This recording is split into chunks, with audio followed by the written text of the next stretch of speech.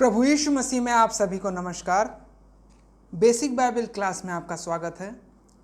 आज पाठ 11 हम देखेंगे और पाठ 11 जो है, पाठ का नाम है मसीही लोगों पर सीमित आज्ञा लागू नहीं होती। यानी कि मसीही लोगों पर ये सभी आज्ञा लागू नहीं होती। तो कौन कौन सी आज्ञा लागू नहीं होती है मसीही लोगों पर, चलिए हम इस पाठ को पढ़ते हैं। बहुत से लोगों की अधिकतर शिक्षा यही रही है कि ऐसा नहीं है। बाइबल के छात्रों से यह स्पष्ट समझ रखने की उम्मीद करने से पहले कि बाइबल का कौन सा भाग मसीही लोगों पर लागू होता है, ये हमें जानना बहुत ज़रूरी है। अगर ये नहीं जाने तो मसीही जीवन हम सही ढंग से नहीं जी पाएंगे। उस किसान की तरह जो अपने खेत में हल चलाने और बीज बोने से पहले ठुंडों को निकालता है और ईंट और रोड़े और झाड़ियों को साफ कर देता है, हमें भी उन भागों से संबंधित गलत धारणाओं को दूर करना आवश्यक है कि कौन सा भाग लागू नहीं होता है। हमें अच्छी तरह से सिखाए हुए सच्चाई को समझने वाले बाइबल का प्रशिक्षण पाए हुए छात्रों के इस कोर्स को पूरा करने पर अच्छी फसल की तैयारी करने के लिए पहले अपने अध्ययन के इस नकारात्मक पहलू की ओर ध्यान देने की आवश्यकता को समझना आवश्यक है। नहीं तो हम लोगों को नहीं समझा पाएंगे कि कौन सी आज्ञा हमारे लिए है और कौन सी आज्ञा नहीं है।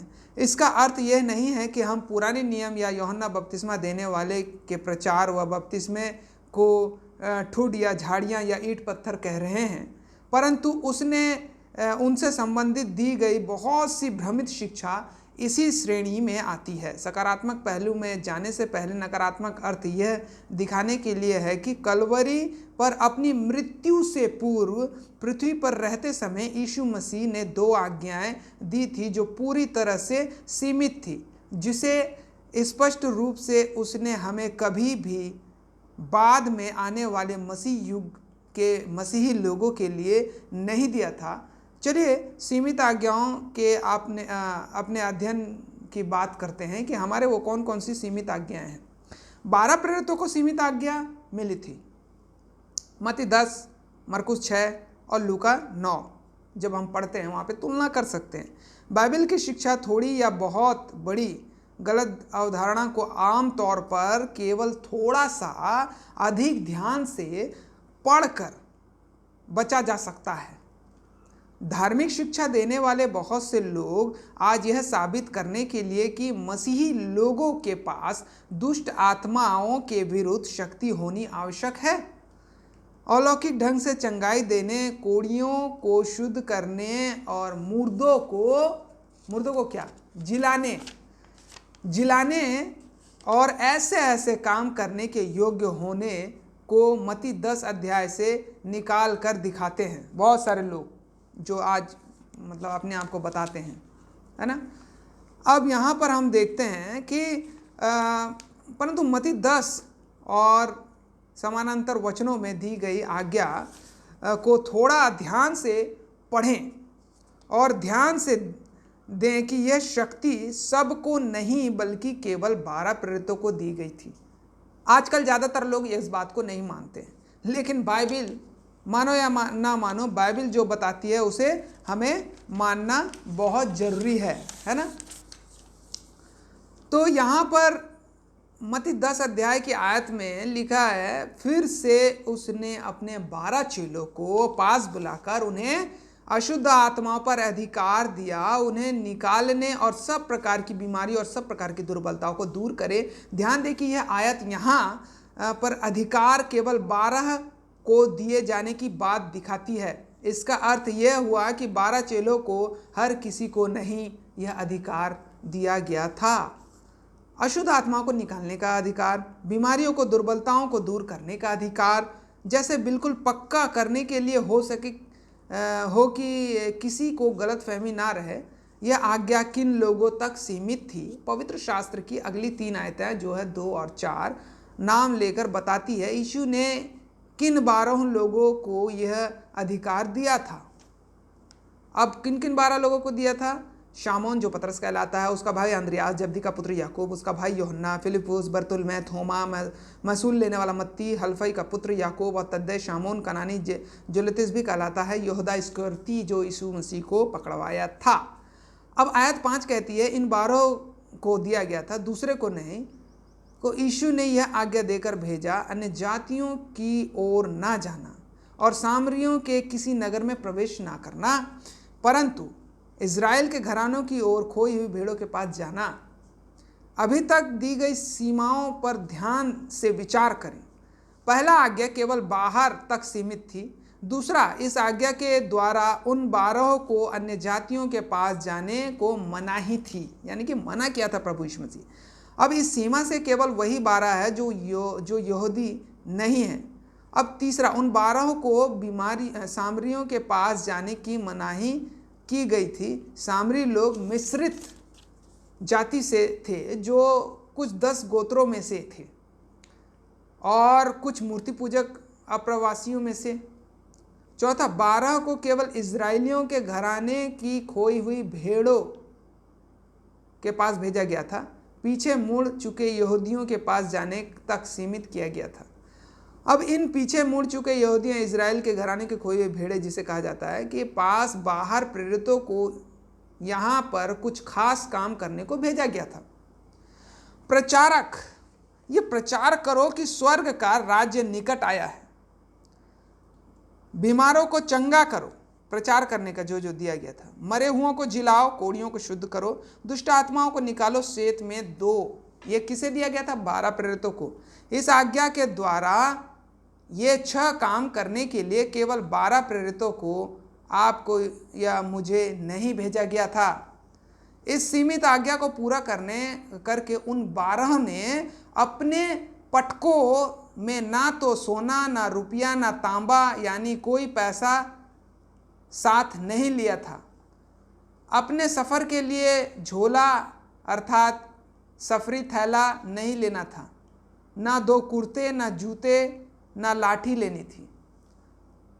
हमने ये देखा है कि जो प्रचार आज बड़े जोरों शोरों से इस बात पर दावा करते हैं कि 7-8 जो है पद हमने पढ़ा था, आज हमारे लिए लगता है कि 9 और 10 की अन्य शर्तों पर भी ध्यान नहीं देते हैं। यह वही सीमित आज्ञा है जिसमें उस समय प्रेरितों को प्रचार करने का अधिकार दिया गया था कि स्वर्ग का राज्य निकट आ गया है और उसमें उन्हें किसी पैसे की आवश्यकता नहीं थी। आज के प्रचारक जिन्हें यह आज्ञा नहीं दी गई थी, परंतु जो इसे अपने ऊपर लागू करने की कोशिश करते हैं, बहुत सारे प्रचारक पैसा चाहते हैं जिसे शायद कोई अपवाद नहीं।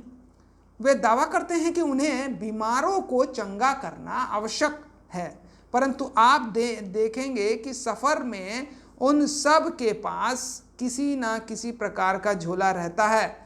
वे दावा करते हैं कि वे कोढ़ियों को शुद्ध कर सकते हैं, परंतु लगभग सभी के पास एक से अधिक कुर्ते हैं। वे दावा करते हैं उन्हें मरे हुओं को जिलाना आता है और दुष्ट आत्माओं को निकालना है आवश्यक है, परंतु आपने उनमें से कितने को बिना जूते के देखा है? यदि वे 7-8 आयतों को दावा करते हैं तो यहाँ पे निरंतरता की मांग है कि वे 9 और 10 आयतों को भी मान ले।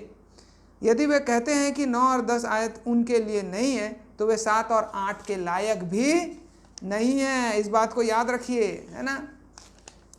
अब यहाँ पर हम देखते हैं चौथा में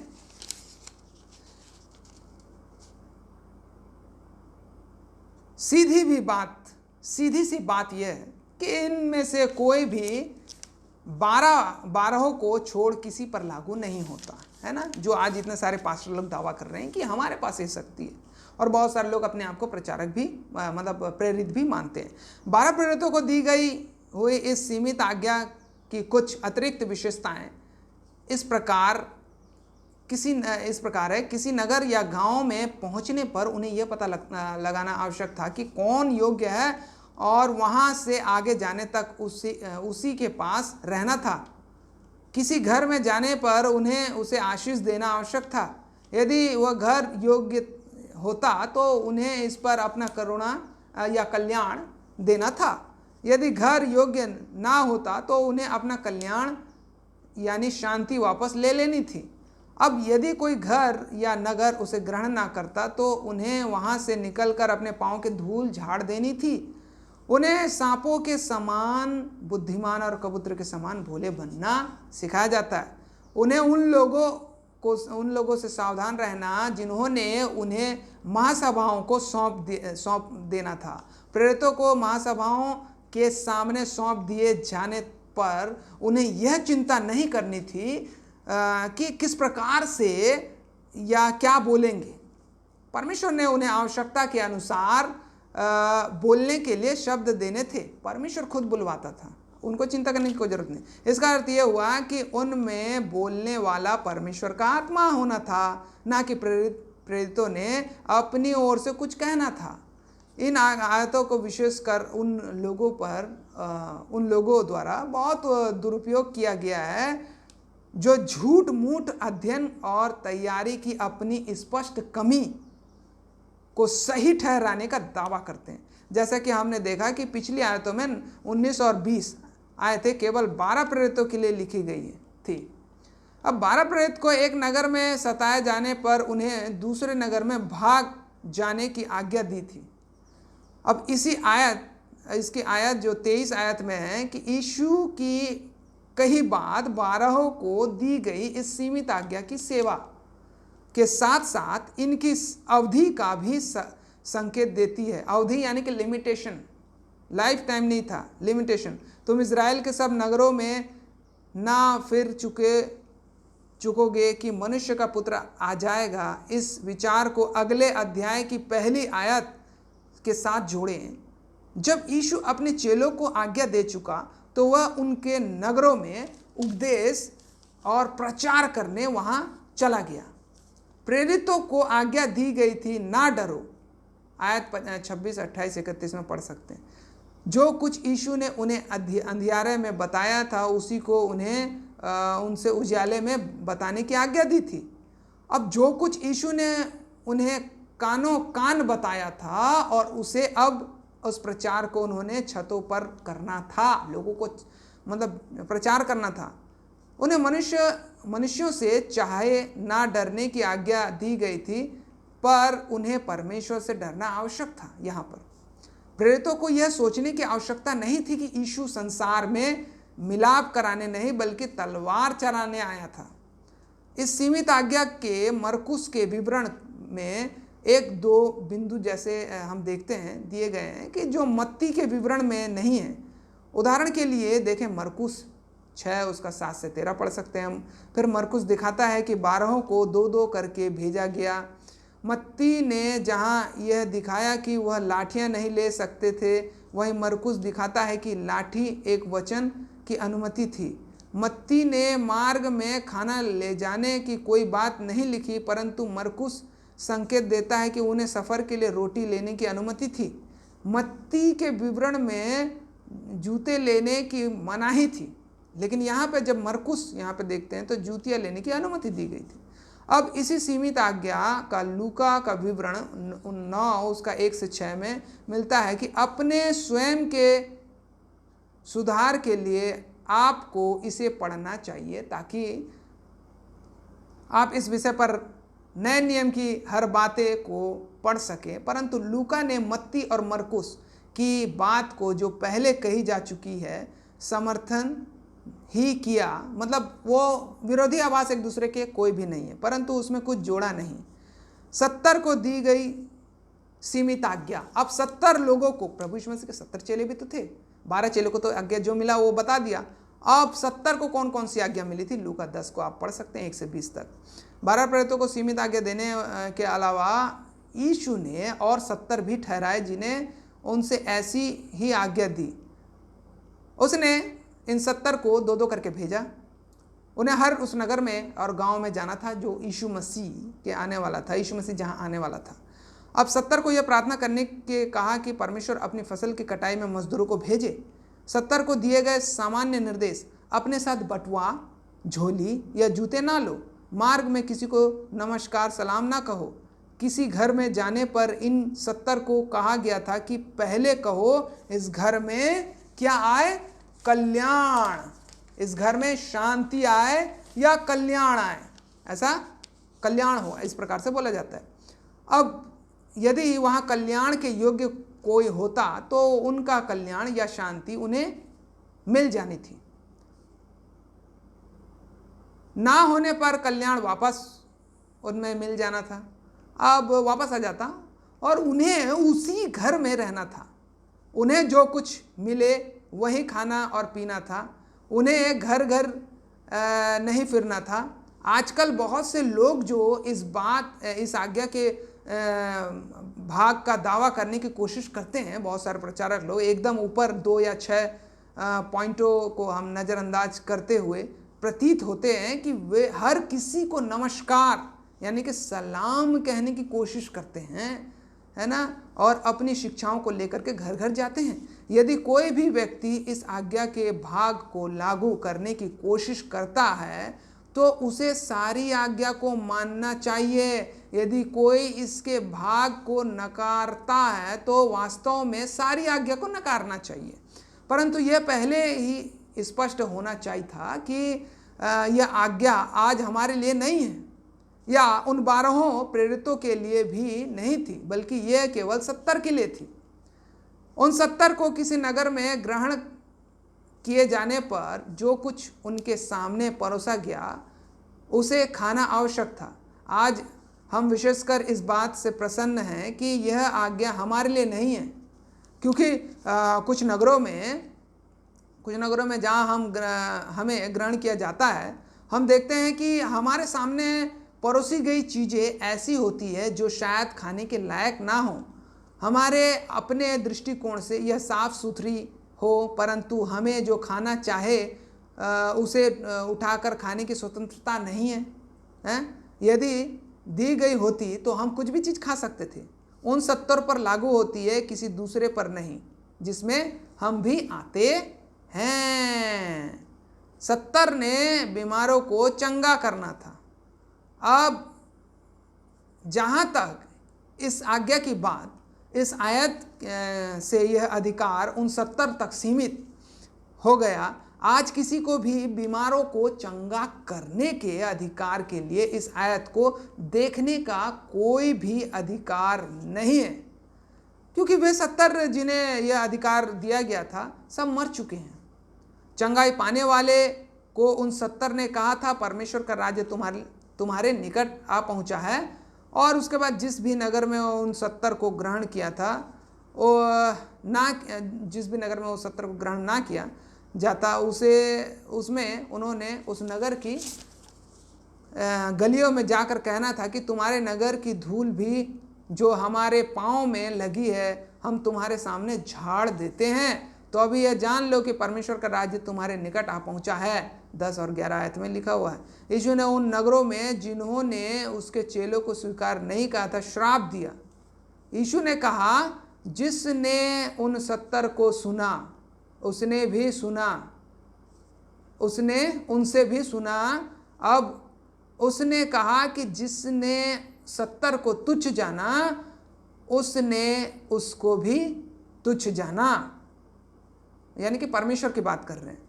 उसने कहा, जो मुझे तुच्छ जानता है वह मेरे भेजने वाले को तुच्छ जानता है। उन्हें दी गई सब सीमित आज्ञा को पूरा करके वे 70 लौटे और उन्होंने रिपोर्ट दी। यीशु ने उन्हें और अधिकार दिया सांपों को और बिच्छुओं को रौंदने का शत्रु पर। और यीशु ने उन्हें आनंद करके आज्ञा दी, इस कारण नहीं कि उन्हें ऐसा अधिकार मिला, बल्कि इस कारण कि उनके नाम स्वर्ग में लिखे गए। अब यहाँ पर वे आज्ञा जो परमेश्वर ने मूसा से पहले लोगों और परिवारों को दी थी केवल उन्हीं पर लागू होती है ना, और जिन्हें मूल में से दी गई थी। इस कारण जब वे मर गए तो वो कहीं गई उन आज्ञाओं का जोर भी उनके साथ मर गया। यानी कि जो आज्ञा मूसा को मिला था, जो आज्ञा इजरायली को मिला था, वो आज हमारे लिए नहीं है। व्यवस्था जिसमें 10 आज्ञा भी थी, परमेश्वर द्वारा मूसा को सीने पहाड़ पर दी गई थी, केवल इज़राइल की संतान पर लागू होती थी और किसी पर नहीं होती थी। इसका जो कलवरी पर ख़त्म हो गया 33 ईस्वी में, इस सांकेतिक रूप में मसीह के साथ क्रूस पर कीलों से ठोक दिया गया, ख़त्म कर दिया गया। यूहन्ना बपतिस्मा देने वाले का प्रचार और बपतिस्मा दोनों ही क्रूस में ख़त्म हो गया। अब विशेष मत्ती 10 में जब हम पढ़ते हैं तो 12 प्रेरितों के लिए ही थी। उन्होंने मनुष्य के पुत्र के आने तक इज़राइलियों के नगर में जाना था। अब दूसरी विशेष आज्ञा उन 70 के लिए मतलब जिन्हें प्रभु ने पहले जिस जिस नगर और जगह पर वह आप आने पर था भेजा था, इन 70 ने इस आज्ञा को पूरा किया और जो केवल उन्हीं के लिए थी, और वापस आकर रिपोर्ट दी। यीशु जहाँ जहाँ वह स्वयं जाने वाला था वहाँ जाने का काम उनके हर नगर और गांव में जाने से पूरा हो गया। अगर वो एक बार गए ना तो पूरा हो गया। अब तब क्रूस पर चढ़ाया जाना हुआ, तब तथ्य कि उन्हें सब उससे पहले जाना था और उनके कमीशन को पूरा करने का प्रमाण था। पहले की किसी भी आज्ञा के साथ एक भी आज्ञा मसीह युग में हमारे विवेक पर लागू नहीं होती। पहले की कोई भी आज्ञा सचमुच पुरखाओं की आज्ञाओं, यहूदी व्यवस्था और यूहन्ना के प्रचार और बपतिस्मा के साथ साथ सीमित आज्ञाओं का अध्ययन करने पर हमें काफ़ी ज्ञान मिला। इस बात को हम पढ़ सकते हैं, रोमियो 15 पढ़ सकते हैं और कुरिन्थियों 10 पढ़ सकते हैं, दूसरा कुरिन्थियों 10। और इस प्रकार से हम किसी के अधीन नहीं है, कोई भी आज्ञा के अधीन नहीं है। ठीक है, हम अगले पार्ट में देखेंगे कि हम किसके अधीन हैं। हमारा जो पार्ट है, हम किसके अधीन हैं, मतलब मसीह लोगों पर कौन सी आज्ञा लागू होती है, ये सारे बातों को देखेंगे। तो दोस्तों आज का ये पार्ट खत्म हुआ। नेक्स्ट पार्ट के लिए हम मिलेंगे, तब तक के लिए प्रभु आप सभी को आशीष दे। God bless you. Okay bye.